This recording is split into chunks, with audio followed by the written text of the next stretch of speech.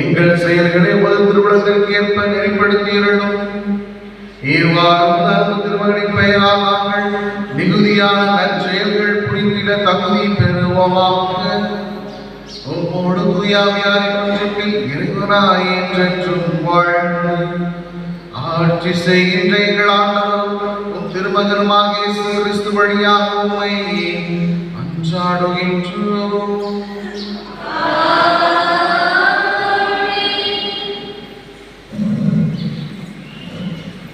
முதல் வாசகம் முறை. அவமதிப்புக்கு உள்ளான பகுதிகள். ஆண்டவர் வருகையால் மாறின. காரிருளில் நடந்து வந்த மக்கள் பேரொளியை கண்டனர். சாவின் இருள் சூழ்ந்துள்ள நாட்டில் குடியிருப்போர் வேற்றுடர் ஒளி உதித்ததாகவும் அவர்களின் மகிழ்ச்சியை மிகுதிப்படுத்தியதாகவும் யசாயா இறைவாக்கினர் உரைக்கும் இச்செய்திக்கு செவிமடுப்போம். மக்கள் பேரொழியை கண்டார்கள். இறைவாக்கினர் எசாயா மொழியிலிருந்து வாசகம். முற்காலத்தில் செபுலோன் நாட்டில் நப்தலி நாட்டை ஆண்டவர் அவமதிப்புக்கு உட்படுத்தினார். பிற்காலத்திலும் பெருங்கடல் வழிப்பகுதி, யோர்தானுக்கு அப்பாலுள்ள நிலப்பரப்பு, பிற இனத்தார் வாழும் கலிலேய நாடு ஆகிய பகுதிகளுக்கு ஏழ்மை வர செய்வார். காரிருளில் நடந்து வந்த மக்கள் பேரொழியை கண்டார்கள். சாவி நிழல் சூழ்ந்த நாட்டில் குடியிருப்போருக்கு சுடர் ஒளி உதித்துள்ளது. ஆண்டவரே, அந்த இனத்தாரை பகிர்ந்து செய்து அவர்கள் மகிழ்ச்சியை உறுதிப்படுத்தது.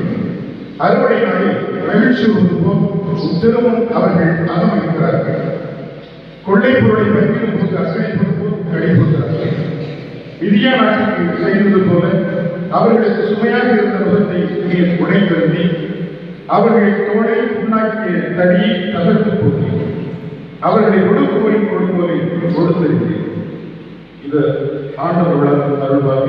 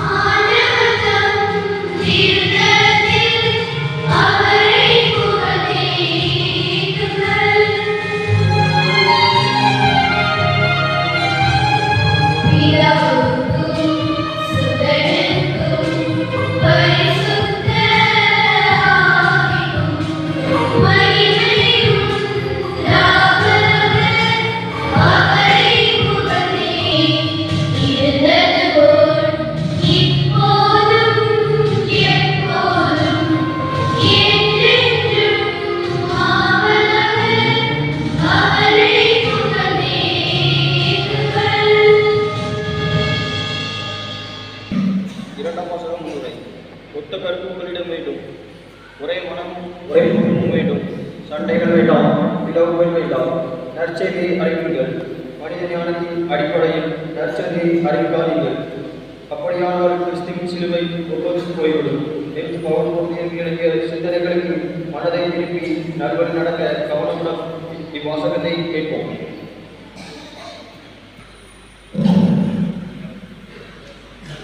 2ஆம் வாசகம். நீங்கள் ஒத்த கருத்துடையவர்களாயிருங்கள், உங்களிடையே பிளவுகள் வேண்டாம். திருத்தூதர் பவுல் கொரிந்தியருக்கு எழுதிய முதல் திருமுகத்திலிருந்து வாசகம். அதிகாரம் 1 இறைவசங்கள் 10 முதல் 13 மற்றும் 17 முடிய.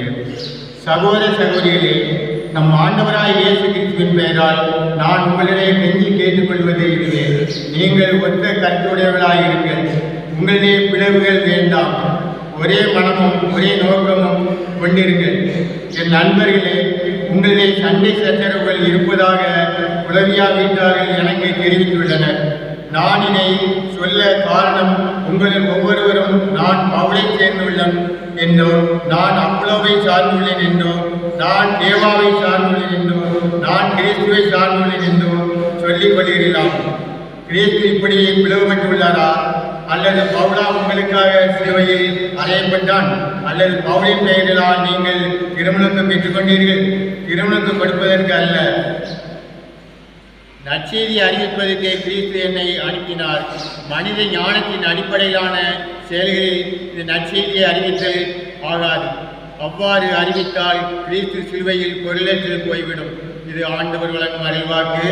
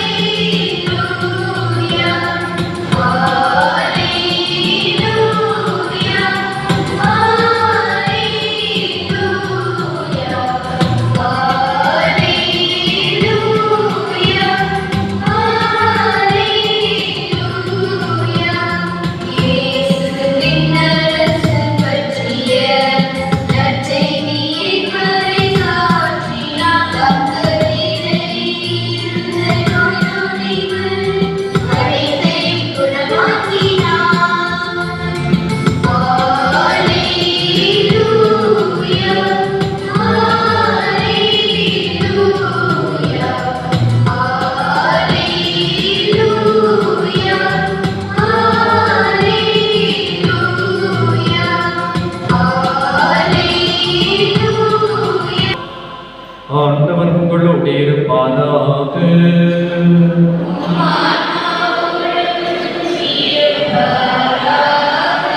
புனித மத்தேயு எழுதிய தூய நற்செய்தியிலிருந்து வாசகம்.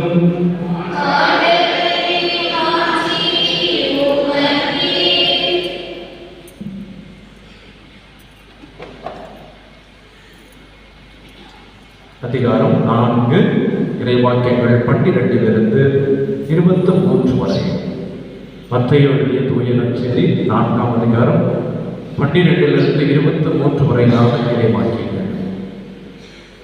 அக்காலத்தில் யோவான் கைது செய்யப்பட்டதை இயேசு கேள்விப்பட்டு கலிலேயாவுக்கு புறப்பட்டு சென்றார். அவர் நாசரேத்தை விட்டு அகன்று செபலோன், நப்தலி ஆகிய இடங்களின் எல்லையில் கடலோரமாய் அமைந்திருந்த கப்பர்நகமுக்கு சென்று குடியிருந்தார். இறைவாக்கினர் எசாயா உரைத்த பின்வரும் வாக்கு இவ்வாறு நிறைவேறியது: செபுலோன் நாடே, நப்தலி நாடே, பெருங்கடல் வழி பகுதியே, யோர்தானுக்கு அப்பாலுள்ள நிலப்பரப்பே, பிற இனத்தவர் வாழும் கலிலேய பகுதியே, காரிருளில் இருந்த மக்கள் பேரொளியை கண்டார்கள். சாவின் நிழல் சூழ்ந்துள்ள நாட்டில் குடியிருப்போர் மேல் சுடரொளி உதித்துள்ளது. அது முதல் இயேசு, மனம் மாறுங்கள், ஏனெனில் விண்ணரசு நெருங்கி வந்து விட்டது என பறைசாற்றத் தொடங்கினார். இயேசு கலிலேய கடலோரமாய் நடக்கும் போது சகோதரர் இருவரை கண்டார். ஒருவர் பேதுரு எனப்படும் சீமோன், மற்றவர் அவர் சகோதரரான அந்திரேயா. மீனவரான அவ்விருவரும் கடலில் வலை வீசிக் கொண்டிருந்தனர். இயேசு அவர்களை பார்த்து, என் பெண்ணே வாருங்கள், நான் உங்களை மனிதரை பிடிப்பவர் ஆக்குவேன் என்றார். உடனே அவர்கள் வலைகளை விட்டு அவரை பின்பற்றினார்கள். அங்கிருந்து அப்பால் சென்ற போது வேறு 2 சகோதரர்களை கண்டார். அவர்கள் செபதேயு மகன் யாக்கோபும் அவர் சகோதரரான யோவானும் ஆவர். அவர்கள் தங்கள் தந்தை செபதேயின் படகில் வலைகளை பழுது பார்த்து கொண்டிருந்தார்கள். இயேசு அவர்களையும் அழைத்தார். உடனே அவர்கள் தங்கள் படகையும் தந்தையையும் விட்டுவிட்டு அவரை பின்பற்றினார்கள். அவர் கலிலேய பகுதி முழுவதும் சுற்றி வந்தார். அவர்களுடைய தொழுகை கூடங்களில் கற்பித்தார். விண்ணரசு பற்றி நற்செய்தியை பறைசாற்றினார். மக்களிடையே இருந்த நோய் நொடிகள் அனைத்தையும் குணமாக்கினார். ஆண்டவரின் அருள்வாக்கு.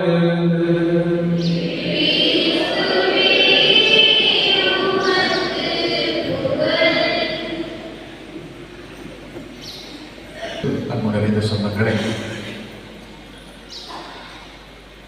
கொஞ்ச நாளைக்கு முன்னாடி ஒரு உறவினர் இல்லத்திற்கு சென்றிருந்தேன். ஒரு பரவாசிக்கிற வீடு. அங்கே பேசி கொண்டிருந்த பொழுது நான் அந்த மாப்பிள்ளை ரொம்ப ஸ்ட்ரிக்டாக இருந்தார். என்னன்னா, இன்று யாருக்கும் குடி வாட்டர்லாம் கிடையாது அப்படின்ட்டு. அப்போ அவர் அதை சொன்னதற்காக குடும்பத்திலிருந்து பலவிதமான எதிர்ப்புகள். எந்த அளவிற்கு என்றால், ஒரு நபர் சொல்லியிருக்கின்றார், இப்படி நம்ம மத்தியான லஞ்சுக்கு மத்தியான சாப்பாட்டுக்கு கூட குடி கொடுக்கவில்லை என்றால், வாட்டர் கொடுக்கவில்லை என்றால் நமது குடும்பத்தை யார் மதிப்பார்கள் என்று. ஒருவேளை இது ஒரு சில நகைச்சுவையாக தோணலாம். ஆனால் இது ஒரு எச்சரிக்கை ஒலி. நிச்சயமாக ஒரு தவறான ஒரு முன் உதாரணத்தை நார்மலைஸ், இது ஒரு சகஜமான சூழ்நிலை தான். யார் தான் இப்போ குடிக்காம இருக்காங்க? இப்போ பொண்ணுக்கு மாப்பிள்ளை பார்க்கும் பொழுது முன்னாடிலாம் ஐயோ குடிக்கிற மாப்பிள்ளையா வேண்டாம் தான் சொல்லிட்டு இருக்கோம் இல்லையா? ஆனால் இன்னைக்கு யார் தான் குடிக்கல, இதெல்லாம் ஒரு பிரச்சனையா, குடிகாரர்களோடு யார் தான் வாழல என்று சர்வசாதாரணமாக கூறுகின்ற இந்த சூழ்நிலையில் இன்று இவர்கள் கொண்டாடக்கூடிய இந்த திருவிழா உண்மையில் ஒரு சாட்சியின் பெருவிழா அப்படிதான் நான் பார்க்கிறேன். பெந்தகோஸ்து திருவிழா எவ்வாறு ஒரு சாட்சியின் பெருவிழாவாக பல்வேறு மக்களுக்கு ஒரு முன் உதாரணமாக அமைந்ததோ, அதே போல இந்த திருவிழா ஒரு சாட்சியின் திருவிழா, ஒரு மாற்றத்தின் திருவிழா. இவர்களை பார்க்கிறவர்கள் இவர்களால் குடிக்காமல் தனது குடும்பத்தை சிறப்பாக வழிநடத்தி வாழ முடிகிறது, பொருளாதாரத்தில் தங்களை மேம்படுத்திக் கொள்ள முடிகிறது என்றால், நான் ஏன் என்னையும் மறந்து கொண்டு என்னையும் அழித்துக் கொண்டு என்னுடைய குடும்பத்தின் சமாதானத்தை மகிழ்ச்சியை துறந்து கொண்டு நான் ஏன் இவ்வாறு வாழ வேண்டும் என்ற ஒரு அவர்களை பார்க்கும் பொழுதெல்லாம் எவ்வாறு பெந்தகோஸ்து நாளுக்கு அப்புறம் சீடர்களை பார்த்த சாட்சிய வாழ்வாழ்ந்த சீடர்களை பார்த்த மக்கள் அவர்களை பார்த்து தங்களது வாழ்க்கையை மாற்றிக்கொண்டார்கள். அதே போல இவர்களை பார்த்து தங்களது வாழ்க்கையை மாற்றிக்கொள்ள ஒரு தூண்டுகோலாக அவர்கள் அமைக்கின்றார்கள். எனவே இந்த திருவிழா ஒரு மாற்றத்தின் திருவிழாவாக நான் பார்க்கிறேன். இதற்கான விதை எல்லோருக்கும் தெரியும். ரேடியா அந்தோணி சூசேநாதர் அவர்கள் கேட்டது. நமது சமுதாயத்தை பொறுத்தவரை குடி என்பது அது சங்ககாலம் கொண்டே ஒரு பழக்கமாகவே இருந்திருக்கிறது. கடலிலிருந்து வந்தவுடன் கள் குடித்துவிட்டு அவர்கள் இரவெல்லாம் நடனமாடினார்கள் என்று கூட சங்க பாடல்களை நாம் பார்க்கிறோம். ஆனால் இந்த குடியினால் சமுதாயம் எந்த அளவிற்கு ஒரு மிக மோசமான சூழ்நிலைக்கு சென்றது என்பதை பல நூற்றாண்டுகளாக பல்வேறு மனிதர்கள் பல்வேறு நபர்கள் பார்த்து கொண்டிருந்தாலும் அந்தோணி சூசேநாதர் அவர்கள் கண்டது இந்த குடியினுடைய பிரச்சனை. குடியினால் ஊதாரித்தனமான பொறுப்பற்ற கணவன்மார்கள் மகன்கள் பார்க்கின்றார் நமது கடற்கரை சமுதாயத்தில். அதனால் கண்ணீரும் கம்பளையுமான தாய்மார்கள் மனைவிமார்கள், அதனால் எல்லாம் ஒரு தொடர்ச்சி ஒன்றிலிருந்து மற்றொன்று. அதனால் கல்வி இழந்த சிறு வயதிலேயே அவர்கள் கடலுக்கு செல்ல வேண்டும் என்ற ஒரு நிலைக்கு தள்ளப்பட்ட குழந்தைகள், குடும்பத்தை காப்பாற்ற வேண்டும் நிலைக்கு தள்ளப்பட்ட கல்வி இழந்த ஒரு சமுதாயம் உருவாகி கொண்டிருக்கின்றது. அதனால் குடும்பத்தில் சமுதாயத்தில் சமாதானமின்மை, வன்முறை, பொருளாதார வீழ்ச்சி, இது எல்லாத்தையும் பார்க்கிறார்கள். ஒரு மனிதன் குடிக்கின்றான் என்றால், ஒரு மனிதன் போதை பழக்கத்திற்கு அடிமையாகின்றான், ஒரு மனிதன் தன்னுடைய சுயநலத்திற்காக தன்னுடைய சுய மகிழ்ச்சிக்காக அவன் குடிக்கிறான் என்றால் எத்தனை கண்கள் கண்ணீர் வடிக்கின்றன என்று பார்க்கிறார். மது என்பது ஒரு மனிதனுடைய பாவம் மட்டும் அல்ல, அது ஒரு குடும்பத்திற்கான சிலுவை, ஒரு குடும்பத்திற்கான சுமை என்று பார்க்கிறேன். எனவேதான் அவர் இந்த சபையை 100 ஆண்டுகளுக்கு முன்பாகவே ஆரம்பித்து விட்டார். அநேக பேர், நானும் ஒவ்வொரியில் திருத்தொண்டராக பணியாற்றி இருக்கின்றேன். பல்வேறு நமது மறை மாவட்டத்தில் இப்பொழுது சமீப காலங்களில் அநேக பங்குகளில் இந்த சபை சிறப்பாக செயல்பட்டு கொண்டிருக்கின்றது. அநேக இளைஞர்கள், அநேக ஆண்கள் இந்த சபையில் சேர்ந்து தங்களது வாழ்க்கையை அவர்கள் மேம்படுத்தி கொண்டிருக்கின்றார்கள். எனவே இது ஒரு புரட்சி. எனவே இது சபை என்று நான் சொல்ல மாட்டேன், இது ஒரு வாழ்வியல் நெறி, இது ஒரு வாழ்க்கை முறை, ஒரு லைஃப் ஸ்டைல், ஆங்கிலத்தில் சொல்லுவோம் அல்லவா, லைஃப் ஸ்டைல். இப்படித்தான் வாழ வேண்டும் என்று, ஏன்னா நாம் எல்லாருமே டிவியை பார்த்து இப்படித்தான் வாழ வேண்டும் என்று ஒரு சிலரை நாம் ஒரு முன்னுதாரணமாக எடுத்துக்கொள்கிறோம். எனவே என்னை பொறுத்தவரை இது நான் சபை என்று கூறுவதையும் தாண்டி இது ஒரு லைஃப் ஸ்டைல், இது ஒரு வாழ்க்கை முறை என்றே கூறுவேன். குடியின் கோர தாண்டவத்தை பற்றி, குடியின் பல்வேறு தீமைகளை பற்றி நாம் விவிலியத்தில் பலமுறை படித்திருக்கலாம். நேற்று வாசித்துக் கொண்டிருக்கும் பொழுது, நம்ம சிந்தித்துக் கொண்டிருக்கும் பொழுது, நமது ஆலயத்தின் சுவரில் எழுதப்பட்டிருந்த நீதிமொழிகள் 23ஆம் அதிகாரம் 29 முதல் 35 வரையிலான அந்த வாசகத்தை மீண்டுமாக விவிலியத்தை எடுத்து வாசிக்க ஆரம்பித்தேன். அதற்கு விளக்கம் எதுவுமே தேவையில்லை. வாசிக்கும் பொழுதே இந்த குடியானது, இந்த போதை பழக்கமானது, இந்த மது பழக்கமானது எவ்வாறு ஒரு மனிதனை நிர்மூலமாகின்றது, அதே போல அதோடு அவருடைய குடும்பத்தை எவ்வாறு அது ஒரு பாதாளத்திற்கு கொண்டு செல்கிறேன் என்பதை அவர்கள் அந்த நீதிமொழிகளின் ஆசிரியர் மிக அருமையாக எடுத்து வைக்கிறார். அதை மீண்டும் அவர்களோடு உங்களுக்கு வாசிக்க நினைக்கின்றேன். துன்பக் கதறல், துயர கண்ணீர், ஓயாத சண்டை, ஒழியாத புலம்பல், காரணம் தெரியாமல் கிடைத்த புண்கள், கலங்கி சிவந்திருக்கும் கண்கள், இவை அனைத்தையும் அனுபவிப்பவர்கள் யார்? எல்லாத்தையும் சொன்னாங்க. இன்னைக்கு துன்பத்திற்கான காரணம் எல்லாத்தையும் இன்னைக்கு அனுபவிச்சுட்டு இருக்கவங்க யார்? திராட்சை மதுவில் நீந்தி கொண்டிருப்பவர்களே, புது புது மது கலவையை சுவைத்து கழிப்பவர்களே, மதுவை பார்த்து இந்த ரசத்தின் சிவப்பென்ன, பாத்திரத்தில் இதன் பளபளப்பென்ன சொல்லி மகிழாதே. அது மிக முக்கியமாக கவனிக்க வேண்டியது, அது தொண்டைக்குள் செல்லும் பொழுது இனிமையாக இருக்கும். தொண்டைக்குள் சொல்லும் பொழுது இனிமையாக இருக்கும், பிறகு அது பாம்பை போல கடிக்கும், விரியனை போல தீண்டும். உன் கண் என்னென்னவோ வகையான காட்சிகளை காணும், உன் உள்ளத்திலிருந்து ஏறுமாறான சொற்கள் வெளிப்படும்.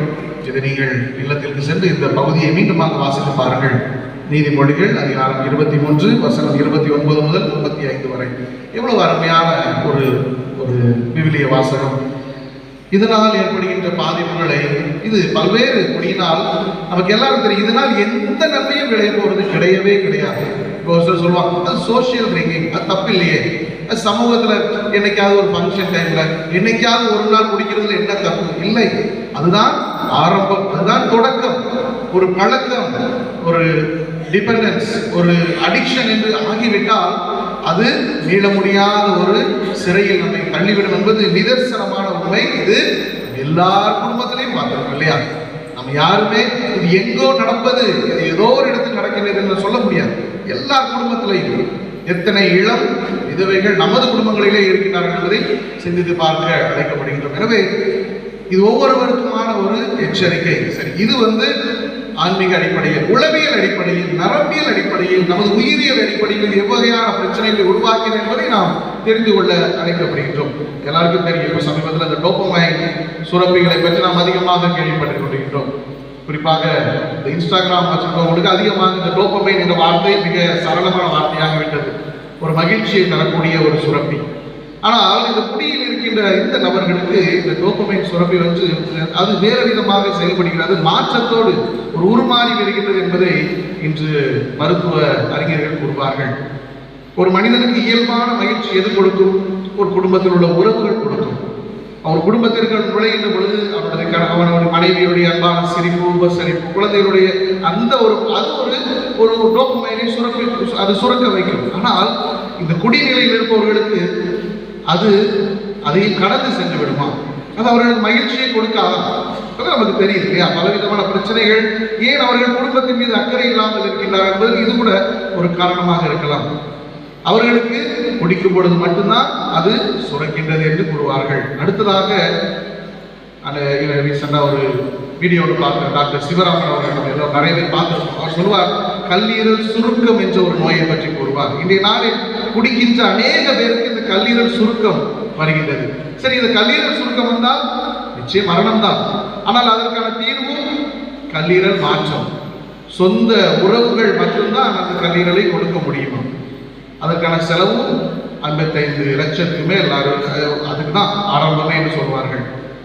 எனவே இன்றைய நாளில் நாம் சிந்தித்து பாருங்கள், அழைக்கப்படுகிறோம். அவர் கூறுவார், சொந்த ரத்தத்தில் இருப்பவர்கள் இப்பொழுது உங்களுக்கு வீட்டில் சென்ற ஆட்டீரலை கூட கொடுக்க மாட்டாங்க, எப்படி தங்களது கல்லீரலை கொடுப்பார்கள் என்று அவர் நகைச்சுவையாக சொல்வார். ஆனால் இன்று நாம் சிந்தித்து பார்க்க அழைக்கப்படுகின்றோம். இதை பல்வேறு எல்லா வகையில் பார்த்தாலும், உடல் ரீதியாக பார்த்தாலும், ஆன்ம ரீதியாக பார்த்தாலும், உளவியல் ரீதியாக பார்த்தாலும், சமூக ரீதியாக பார்த்தாலும், பொருளாதார சூழ்நிலையில் பார்த்தாலும், குடும்பத்தில், சமுதாயத்தில் அனைத்து வகையில் பார்த்தாலும் அந்த குடியானது, போதைப் பொருட்களானது நமக்கு தீமை மட்டுமே தருகின்றது என்பதை நாம் இன்று சிந்தித்து பார்க்க அழைக்க முடியும். அதுதான் இன்றைய திருவிழா நமக்கு கற்றுக் கொடுக்கக்கூடிய ஒரு பாடம். எனவே இன்றைய நாளில் சரி, குடிநோயில் இருப்பவர்களை நாம் இன்று அவர்களை ஒரு சமுதாயத்தில் விலக்கப்பட்டவர்களாக பார்க்காமல் அவர்கள் நோயாளர்கள், இது குடி நோய் இதுதான் அழைக்கின்றோம், அல்லது போதையினால் பாதிக்கப்பட்டவர்கள் என்றால் அழைக்கிறோம். அவர்களை மீண்டுமாக அவர்களை அழைத்து ஒரு அரவணைப்பிற்கு கொண்டு வந்து சபைகளில் சேர்த்து, குறிப்பாக இந்த நமது மாமலூர் பாதா மதுவிலக்கு சபையில் சேர்த்து அவர்களையும் மீண்டுமாக ஒரு நல்ல நிலைக்கு, நல்ல வாழ்க்கையை கொண்டு வர அவர்களுக்கு டி அடிக்ஷன் சென்டர்ஸ் நிறைய இடங்களில் இருக்கின்றன. அங்கே அழைத்து சென்று அவர்கள் இந்த நிலையிலிருந்து மீண்டு தங்களது குடும்பத்தை, தங்களது வாழ்க்கையை மேம்படுத்திக் கொள்ள இன்றைய நாள் திருவிழா நமக்கு அழைத்து விடுகின்றன. எனவே இன்றைய நாளில் சிறப்பாக குடிநோயால் வருகின்ற அனைவருக்காக செபிப்போம். இந்த திருப்பலியை சிறப்பாக சிறப்பித்துக் கொண்டிருக்கக்கூடிய அமலர் மாதா மதுவிலக்கு சபையினரையும் அவர்களது குடும்பங்களை இறைவன் நிறைவாக தொடர்ந்து ஆசீர்வதிக்கும் செபிப்போம். அந்தோனி சுசேநாதர் நமக்காக சிறப்பாக இவரிடம் பணி பேசுவார். அனைவரும் எழுந்து நின்று நம்முடைய நம்பிக்கையை அறிக்கையிட்டு பார்ப்போம். திரு அவையை வழிநடத்தும் திருத்தந்தை, ஆயர்கள் மற்றும் அர்ப்பணியாளர்கள் ஒவ்வொருவரும் உலக மாயையில் சிக்கித்தவிக்கும் மக்களை சரியான பாதையில் வழிநடத்திடவும், தூய ஆவியின் வல்லமையால் அவர்களை மீட்டு நல்வாழ்வு அளித்திடவும் தேவையான ஆற்றலை வழங்கிட வேண்டும் என்று இறைவா உம்மை மன்றாடுகிறோம்.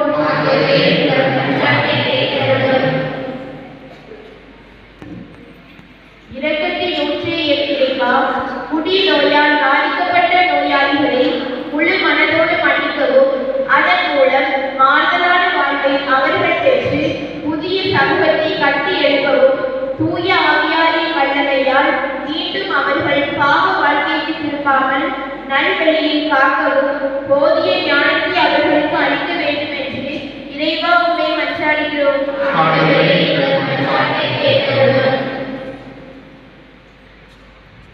வழிநடத்தும் இறைவா, குடும்பங்களின் நிம்மதியை சீரழிக்கும் குடி மற்றும் போதைப் பொருட்களை விற்பனை செய்வோர் சுய பரிசோதனை செய்து அதனை கைவிட அருள் புரியும்.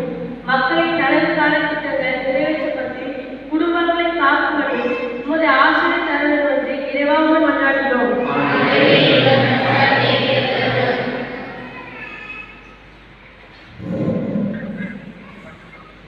ஒளியின் தெய்வமே இறைவா, உன் சமுதாய மக்கள் உழைப்பின் பொருளையும் உடல்களையும் இழந்து மனைவி மக்கள் கண்ணீரை கற்றுதலை தவிக்கவிடும் போக்கு மாற்றிவிடவும், குடும்ப பொறுப்புடன் நடந்து முன்னேற்றமும் முன்னேற்றவும் வரமுறை இறைவனை மன்றாடுகிறோம்.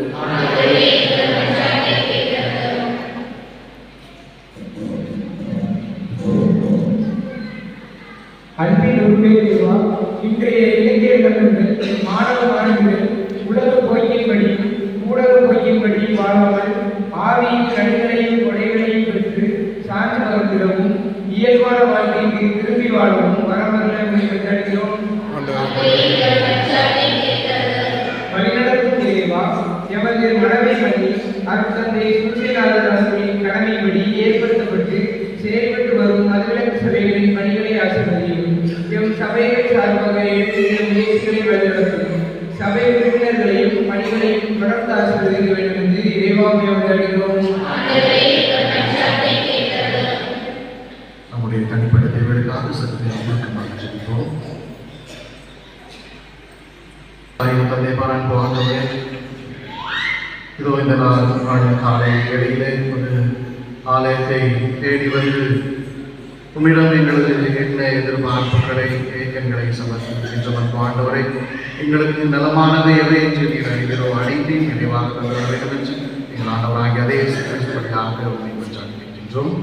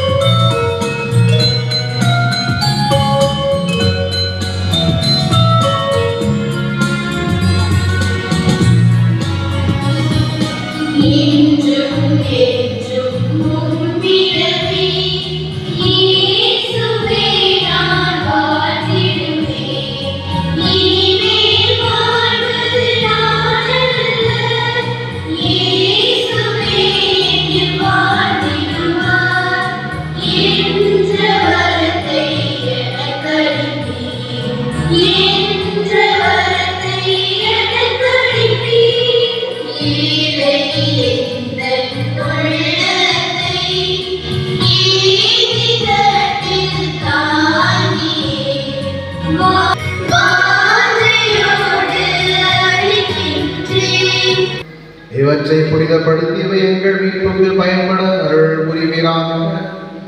எங்கள் ஆண்டவராகிய கிறிஸ்து வழியாக உம்மை மன்றாடுகின்றோம்.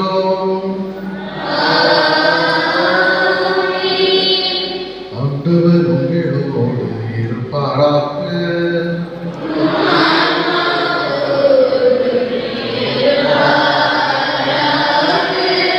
இதயங்களை மேலே எழுப்புங்கள்.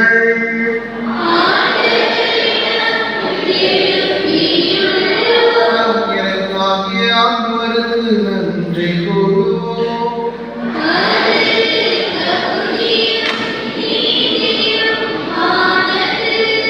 ஆண்டவரே தூயவரான தந்தையே, என்றும் உள்ள எல்லாம் வல்ல இறைவா, எந்நாளும் எவ்விடத்திலும் நாங்கள் உமக்கு நன்றி செலுத்துவது மெய்யாகவே தகுதியும் நீதியுமாம்.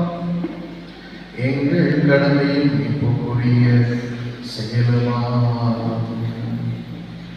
ஏனெனில் கிறிஸ்து பிறந்து முன்னைய பாவ நிலையிலிருந்து மனிதரை புதுப்பித்தார், பாடுபட்டு எங்கள் பாவங்களை அழித்தார், இருந்தோரிடமிருந்து உயிர்த்தெழுந்து நிலை வாழ்வுக்கு வழிவகுத்தார். தந்தையே, அவர் உம்மிடம் பின்னேறி வந்து விண்ணகத்தின் கதவுகளை திறந்து வைத்தார். ஆகவே வானதூதர் அணிகளோடும் புனிதரின் பெருந்திரளோடும் நாங்களும் சேர்ந்து உமக்கு மகிழ்ச்சி பண்ணி செய்து முடிவின்றி பாடுவதாகும்.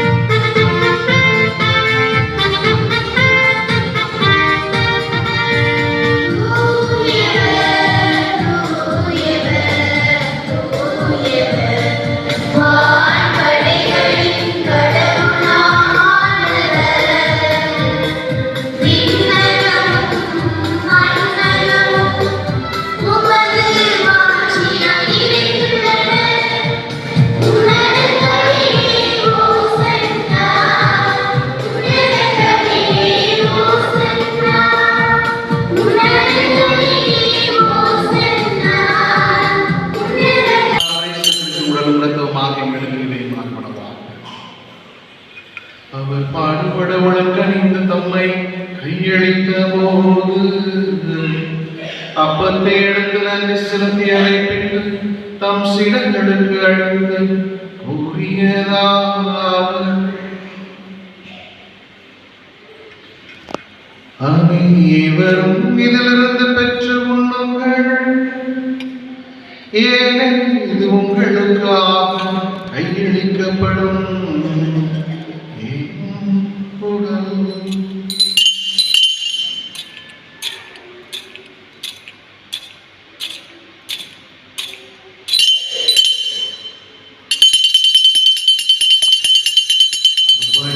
இரவு விருந்தை அருந்திய பின் கிண்ணத்தையும் எடுத்து மீண்டும் உமக்கு நன்றி கூறி தம் சீடர்களுக்கு அழைத்து அவர் கூறியதாவது: அனைவரும் இதிலிருந்து பெற்று பருகுங்கள், ஏனெனில் இது புதிய நிலையான உடன்படிக்கைக்குரிய என் இரத்தத்தின் கிண்ணம். இது பாவ மன்னிப்புக்கென்று உங்களுக்காகவும் பலருக்காகவும் சிந்தப்படும். இதை என் நினைவாக செய்யுங்கள், இதை என் நினைவாக செய்யுங்கள்.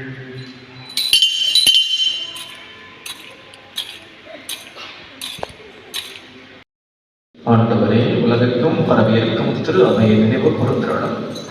எங்கள் திருத்தந்தையிலேயோ எங்கள் ஆயுஷ்தீபன் எல்லா திருநிலையினராகிய அனைவரோடும் இந்த திரு அவை அன்பில் நினைவு பெறச் செய்திருளும்.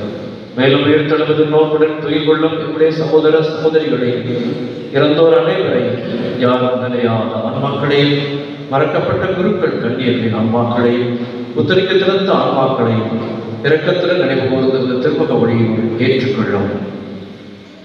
எங்கள் அனைவர் மீதும் இரக்கமாயிரும். சிறப்பாக இன்றைய தினம் தங்களுடைய திருநாளில் சிறப்பிக்கின்ற ஊரில் இருக்கிற மதுவிலக்கு சபையினர் ஒவ்வொரு மீதும் இரக்கமாயிரும்.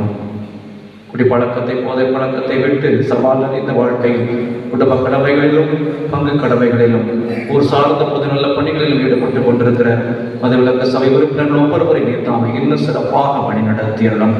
இன்னும் பல பேர் தங்களுடைய அன்றாட பொருளாதார சுமையை மட்டுமல்ல, அன்றாட மன உளைச்சலுக்கும் நோய் நொடிக்கும் காரணமாக இருக்கிற குடிப்பழக்கத்திலிருந்து விடுபட்டு மீண்டுமாய் பொறுப்புள்ள குடும்பத் தலைவர்களாக தொடங்கின நல்ல மனமாற்றங்களை பலர் குடும்பங்களில் ஏற்படுத்தி தாரும்.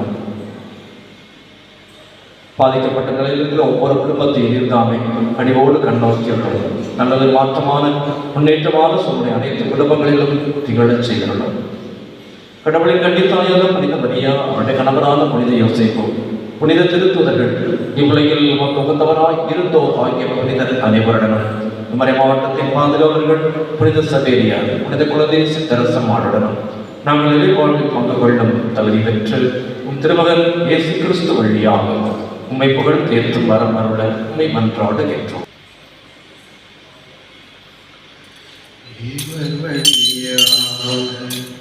இவரோடு எல்லாம் வல்ல இறைவனாகிய தந்தையே, தூய ஆவியின் ஒன்றிப்பில் எல்லா புகழும் ஆட்சியும் என்றென்றும் உமக்கு உரியதே.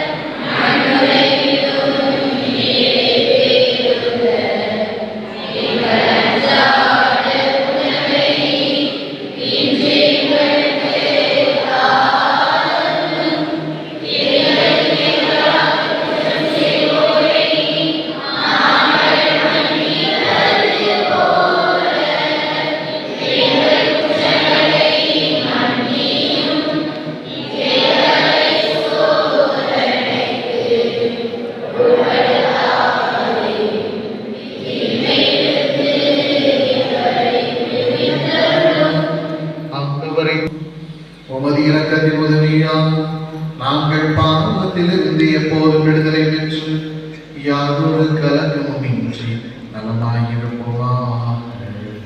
நாங்கள் இதை நோக்கி இருக்கும் பேரின் வாழ்வுக்காகவும் என் மீட்பராகிய இயேசு கிறிஸ்து வருகைக்காகவும் காத்திருக்கின்றோம்.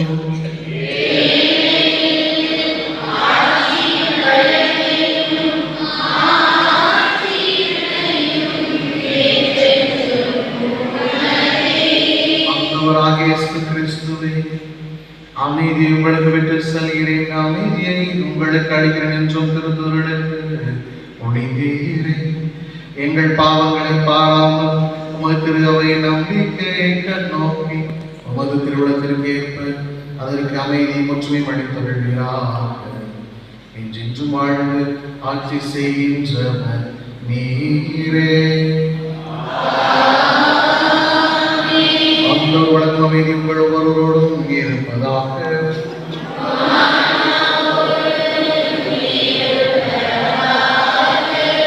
ஒருவருக்கொருவர் கிறிஸ்து வழங்கும் அமைதியை பகிர்ந்து கொள்வோம்.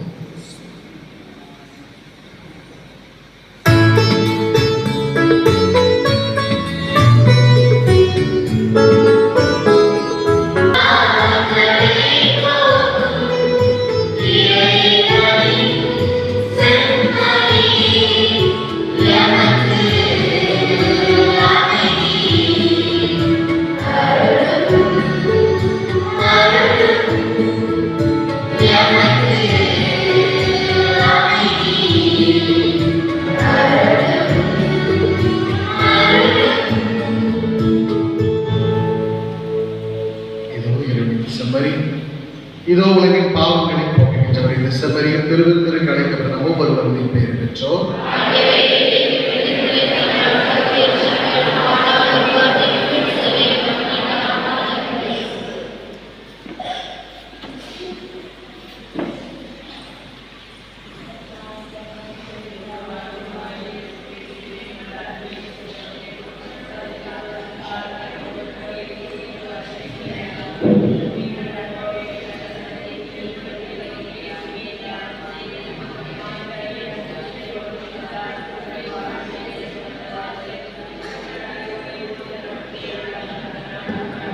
மதுவிலக்கு சமையல்.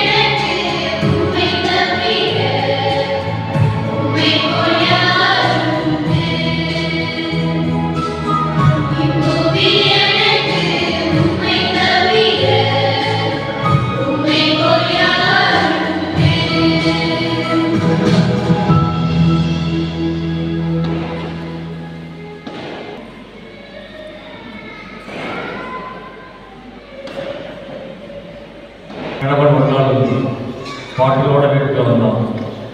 வீட்டம்மா சொன்னாங்க, ஏங்க குடிக்க மாட்டேன்னு சொன்னீங்க, ஏதாவது விசேஷத்தை தான் குடிப்பேன்னு சொன்னீங்க, இப்போ பாட்டு தூக்கிட்டு வந்துட்டீங்க. நான் உடனே என்ன சொன்னேன் அவங்க சொன்னாங்க, ஏதோ விசேஷத்துக்கு மட்டும்தான் குடிப்பீங்க, காரணம் இல்லாமல் குடிக்க மாட்டேன், நல்லதோ கெட்டதோ அப்போ தான் குடிப்பேன், மட்டும் குடிக்க மாட்டேன்னு தானே சொன்னீங்க அப்படின்னு நல்லப்போ சொன்னாங்க. இப்போ காரணத்தோட தான் குடிச்சிருக்கேன் முடிய வந்து அப்படின்னு சொன்னாங்க. என்ன காரணம் இப்போ வந்து போச்சு, ஒரு விசேஷம் கிடையாது, ஒரு கஷ்டம் கிடையாது, சும்மா பாட்டு தூக்கிட்டு வந்தீங்க அப்படின்னு சொன்னாங்க. அப்போ அந்த கடவுள் சொன்னாரோ, பையன் வீட்டில் உள்ள நம்ம பையன் ராக்கெட் விடுறதுக்கு பாட்டில் கேட்டுருக்கோம், ராக்கெட் விடுறதுக்கு பாட்டில் கேட்டோம், அதனால தான் பாட்டில் வாங்கிட்டோம் அப்படின்னு சொன்னார்.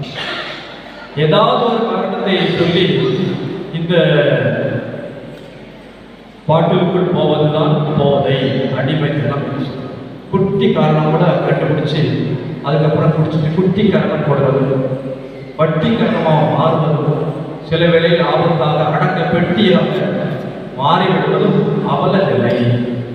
இந்த அவல நிலை பல குடும்பங்களில் இருக்கிறது.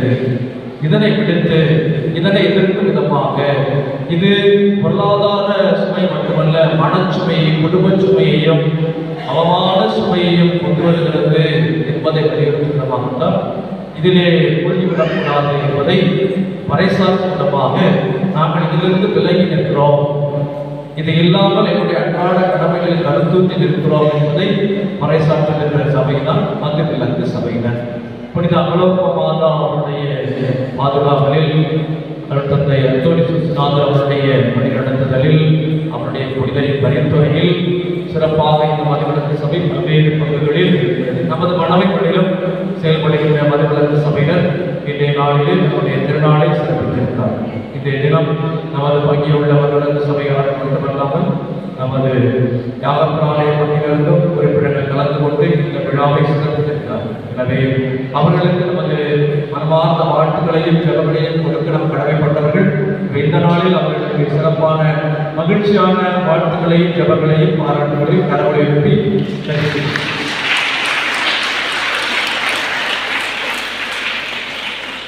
தொடர்ந்து இந்த சபையில் ஊருக்கு அது ஆசீர்வாதமான ஒன்றாக இருக்கும். இந்த ஊர் மற்ற ஊருக்கு முன்மாதிரியான ஊர் என்று சொல்லப்படியாகவும் இருக்கும். தொடர்ந்து இன்னும் சிறப்பாக இந்த மதுவிலக்கு சபையில் சேர்ந்து இதனை சிறப்பிக்க போடுவோரையும் கேட்டுக்கொள்கிறேன். திருமண அறிக்கைகள்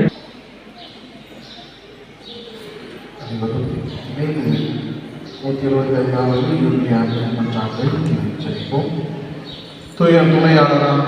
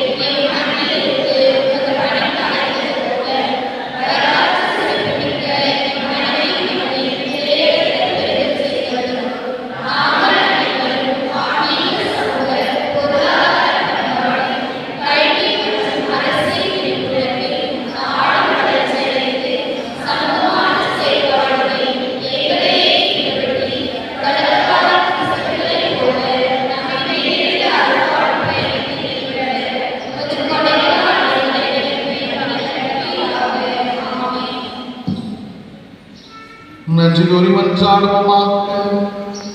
நீ எல்லாம் வல்ல இறைவா எங்களுக்கு அருள் புரிய உண்மை வேண்டுகின்றோம். அதனால் புத்துயிரடைக்கும் அருளை பெற்றுள்ள நாங்கள் உமது கொடையை முன்னிட்டு என்று பெருமை கொள்வோமாக. நீங்கள் ஆண்டவராகிய கிறிஸ்து வழியாக உண்மை மன்றாடுகின்றோம்.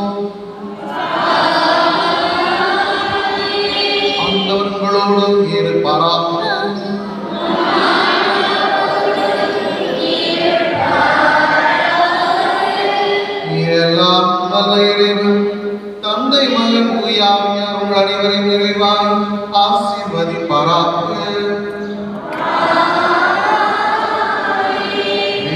அன்பிலும் மகிழ்ச்சியிலும் சென்று வாழும் திருப்பலி நிறைவேற்று.